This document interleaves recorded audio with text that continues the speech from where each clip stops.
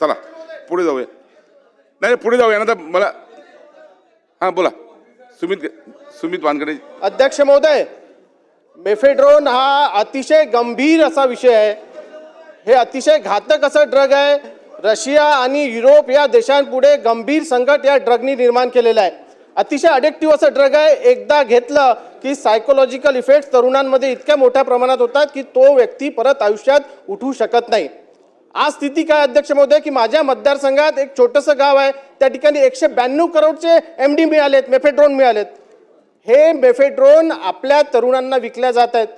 जुजबी chemical इंजिनिअरिंगचं किंवा केमिस्ट्रीचं ज्ञान असणारा आणि डार्क वेबमधनं माहिती असणारा कोणीही व्यक्ती याचं प्रोडक्शन करू शकतो आणि बल्कमध्ये प्रोडक्शन करू शकतो.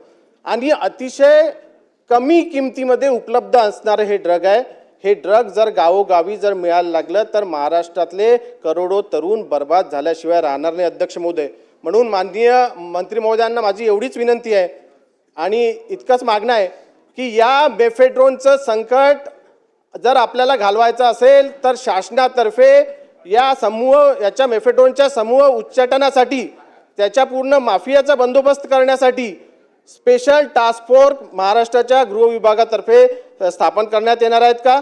आणि त्या माध्यमातून हे जे काही केमिकल्स जे मॅन्युफॅक्चरिंगसाठी लागतात, बाहेर देशातून जे इम्पोर्ट करावे लागतात, त्याच्यावर बंदी आणण्यात येणार आहेत का? याचा खरेदी विक्रीचं पूर्ण मॉनिटरिंग करण्यात येणार आहेत का?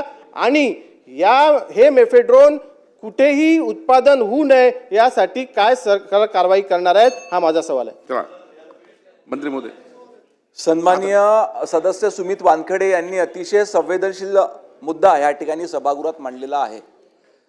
त्यांनी सांगितलेली माहिती खरी आहे की कारंजा, त्यांच्या मतदारसंघातील कारंजा तालुक्यातील एका छोट्याशा गावामध्ये इतक्या मोठ्या प्रमाणावर मॅफेड्रोन हे ड्रग त्या ठिकाणी DRI ह्या केंद्रीय संस्थेने त्या ठिकाणी हस्तगत केलं. त्या ठिकाणी कारवाई देखील करण्यात आली.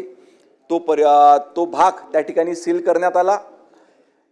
ड्रगवर विशेष करून मॅफेड्रोन आणि MD या पद्धतीचे इतर ड्रग याच्यावर नियंत्रण ठेवण्याकरिता राज्य शासनाच्या वतीने अँटी नार्कोटिक सेलची स्थापना ऑलरेडी या ठिकाणी माननीय मुख्यमंत्री महोदयांच्या सूचनेनुसार करण्यात आलेली आहे.